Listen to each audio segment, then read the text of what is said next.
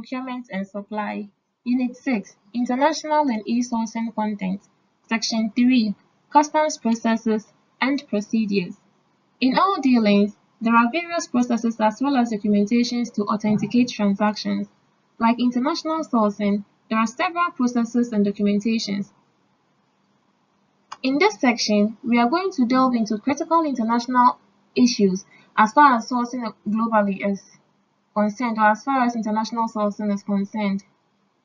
At the end of this section, we should be able to define the roles of customs and excise, identify stakeholders in the custom processes, mention the types of documents on issuing bodies, differentiate between import duties and tariffs, explain the electronic clearance systems. When we say customs and excise, who are they? What role do they play in international sourcing? Customs is the government agency with the job of protecting the community from potential risk arising from international trade and travel, while facilitating the legitimate movement of people and goods across the border. They do this by interceding contraband, such as illegal drugs, that is, they prevent illegal items from entering a particular country. They also do this by checking travelers and their baggage, cargo, and mail. They assess and collect customs duties, excise taxes, and goods and service tax on imports. By protecting the country's businesses against illegal trade. They also do this by enforcing import and export restrictions and prohibitions, as well as collecting accurate import and export data. Stakeholders in the custom processes are the customs officers, the excise officers, and the preventive services, the shipping agent, Ghana Port and Harbors Authority, Customs House agents, receipt delivery service providers, the Food and Drugs Board Authority, the Ghana Standards Authority, Environmental Protection Agency, the Veterinary Services, Port Health, Plant Quarantine. These are some stakeholders in the customs processes. Before you can either import or export your commodities or requirements, there are some documents you will need before you can do that, as well as the bodies that issue such documents. You can't just go anywhere to any office and then request for any document. So we're going to briefly go over some of these documents as well as the bodies that issues the documents. So the first document we have here is the original bill of lading, which is issued by the shipping lines. So the bill of lading here is the document issued by a carrier to acknowledge receipt of cargo for shipment. So I can even be the ship captain or whatever role I play as a carrier. Before I can take off, I need to issue an original bill of lading, which is a way of me acknowledging that I have received the cargo and it's in process of being shipped to the owner. The second document we have here is the attested invoice, which is the country that issued the invoice attest or witness the certificate with their official seal and signature. This document is also issued by the shipping lines. We also have the import declaration form, the IDF. This form lists the details of goods that are being imported or exported. So after receiving the cargo, you're supposed to issue the IDF, the import declaration form, listing the details of all the goods.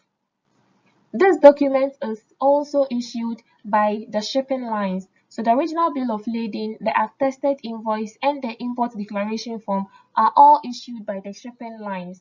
The fourth document we have here is the Customs Classification and Valuation Report, the CCVR.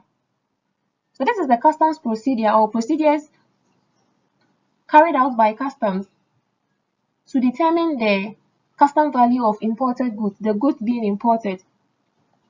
The document is issued by the Ghana Revenue Authority, that's the customs division of the GRA.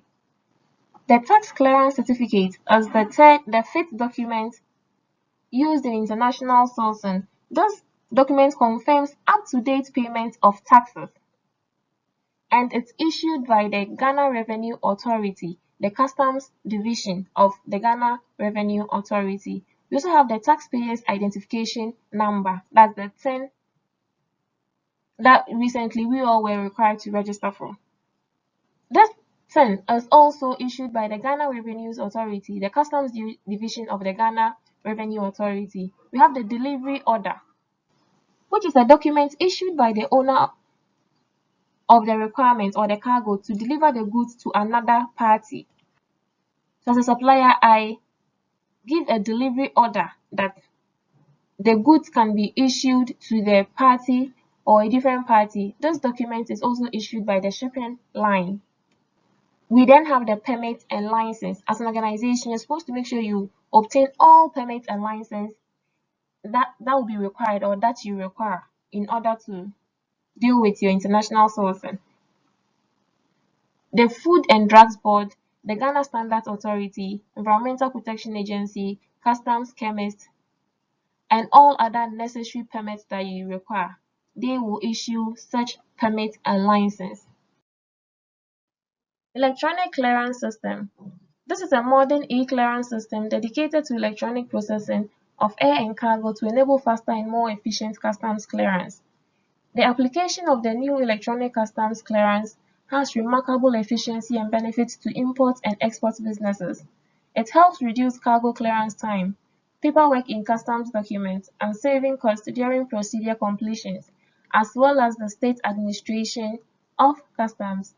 This electronic clearance systems aims to support customs declarations such as automatically applying tax rate, exchange rate for calculating tax, automatically calculate taxable amount, payable tax, automatically alert incorrect declared items. The full paperless system has the capacity to weed out unauthorized and unqualified people, popularly referred to as Goro operators in Ghana, who act as clearing agents at the port.